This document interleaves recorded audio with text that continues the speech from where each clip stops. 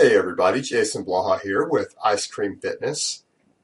I have a topic today that's been asked by quite a few people for me to go into some details on, and I'm just going to briefly go into the details and explain the how and the why.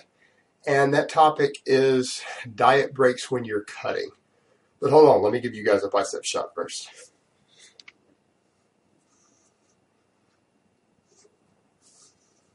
All right, on to the topic of diet breaks. One of the things that people have to keep in mind, if you're not dieting for a competition or a specific date in which you need to be at a certain body fat or a certain level of fitness, and you have a time frame in which you're working, like something competitive or a photo shoot or something of that nature, doing a long continual cut not only isn't the best way to achieve your goal, it might not actually work.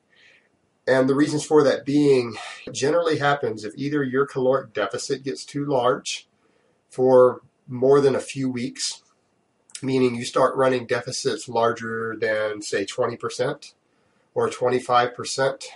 An example of that would be if you have a 3,000 calorie maintenance and you start going below 2,400 calories or even lower for more than a couple of weeks, or you've been cutting for months on end. Let's say you're not at a particularly high body fat, you're not really obese. Let's say you were starting at 18 or 20% body fat or something like that, and you start cutting. What tends to happen is that after about 3 to 4 months, what you'll usually see in that case also, just like with the very large deficit, is that your hormones will start to downregulate. Your body will do things to try to slow your metabolism to keep you from starving. High on that list is one, it will start reducing testosterone production to a certain extent, particularly if you're on a very low fat diet or you're going below the fat recommendations that a lot of us give you guys of at least 0.4 or 0.45 grams of dietary fat per pound of body weight. And it will do that in part because, again, the body just doesn't put a high priority on sex hormones when it's being starved. And two, this will help your body to go ahead and drop a little bit of muscle mass to slow your metabolism down to keep you from starving. And the other thing it will do is it will start downregulating thyroid production, particularly the conversion of T4 into its metabolically active version T3, which is generally just used by enhanced competitive bodybuilders. They just take T3. So they just put this hormone into their body, but if you don't have that advantage, what will happen is that your thyroid will slow over time. And this will slow your base metabolic rate. And again, it will allow your body to hold on to weight because it's simply producing less heat and it's trying to use fuel more efficiently so that it can keep itself from starving to death. So if you're in these sort of situations and you notice that your weight loss is starting to stall, one of the methods that you can do, and you can do this multiple times throughout a cut, particularly if you have long-term goals towards a cut rather than a set date, and that's to go ahead and take what's called a diet break. And what you do with a diet break is that you spend several weeks eating it close to maintenance again, and particularly eating a lot of carbs.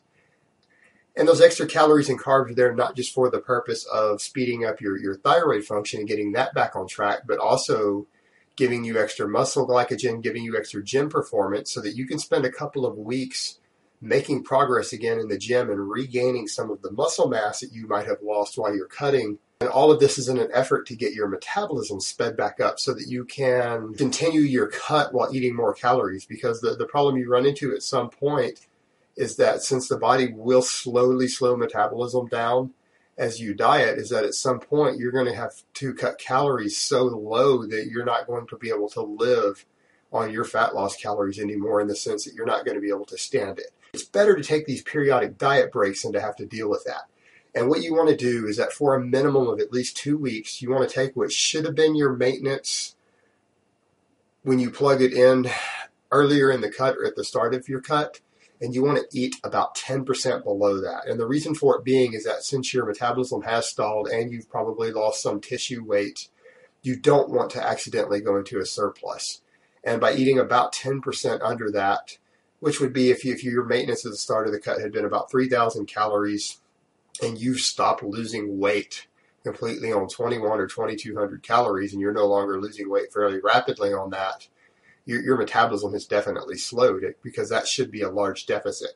And so in that case, you might want to consume around 2,700 calories for the next 2 weeks and put a focus on getting your lifts up in the gym, lifting heavy, and then reassess at the end of the 2 weeks. And what I would tell you is that a diet break like that needs to be a minimum of 2 weeks, and that for hormonal purposes, to get your hormone balance back in place. And if you do it less than that, you're just not getting a chronic enough effect to really benefit in that regard.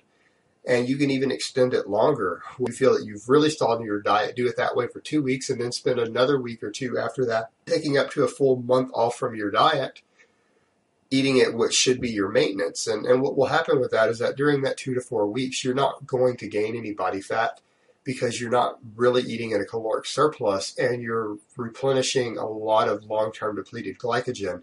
And so what tends to happen, any weight you gain during that time tends to be water weight, muscle weight, or muscle glycogen weight, or a combination of the three.